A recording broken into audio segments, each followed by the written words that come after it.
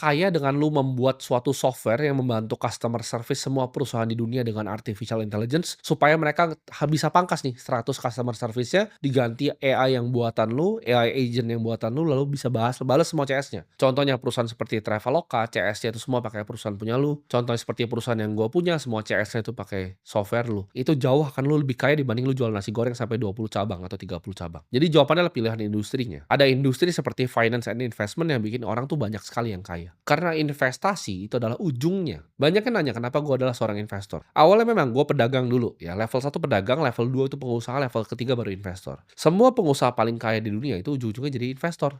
Ya, semua orang seperti Bill Gates ujung-ujungnya bikin Cascade Investments. Orang-orang seperti Jeff Bezos ujung-ujungnya bikin Bezos Expeditions. Semua yang usahanya besar sekali, Amancio Ortega, Sergey Brin, semuanya punya yang namanya family office mereka sendiri, even Michael Dell. Jadi kalau orang udah jadi pengusaha level paling tinggi, mereka jadi seorang investor. Mereka bikin family office, mereka harus manage hartanya yang banyak sekali ini. Jadi jawabannya kerja keras itu tidak sama dengan kaya, tapi kerja tepat di waktu yang tepat, di industri yang tepat itu yang bisa bikin kaya.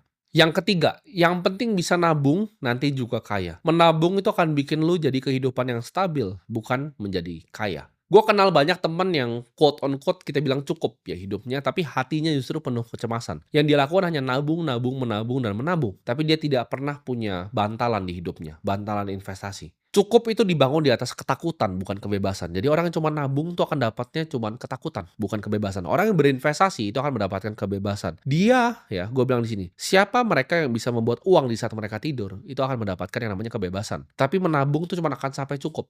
Lu mau pengusaha, lu punya restoran besar, lu cuma menabung, itu kan cuma ujungnya cukup. Karena restoran yang lu punya, lu nggak tahu dalam 5 sampai 10 tahun lagi akan bangkrut atau tidak. Sedangkan seorang investor yang bijak, dia akan pakai uangnya untuk digandakan di saat dia masih tidur. Kaya itu bukan sekedar hanya punya angka, tapi punya pilihan. Pilihan itu datang dari lu justru menggali dari cuman ibaratnya rasa aman. Lu cari resiko yang lebih. Karena berinvestasi di saat lu decide, oke, gue mau menginvestasikan 100 juta uang gue. Itu ada resiko yang lu ambil. Dengan lu berinvestasi let's say di sebuah perusahaan yang terbuka. Itu ada resiko ya, resiko kerugian yang lu bisa ambil. Sedangkan orang cuma main aman, aman dan aman. Dia cuma nabung di bank, nabung di deposito, aman, aman, aman, aman, aman. Uangnya ini akan cuman dia seumur hidup akan jadi cemas. Uangnya cukup nggak? Uangnya cukup nggak? Sedangkan orang yang mengambil resiko lebih, itu yang berinvestasi, yang akan selamat. Karena jebakan dunia ini itu, orang yang nggak berani mengambil resiko, orang yang selalu mainnya aman, itu yang selalu berbahaya hidupnya justru.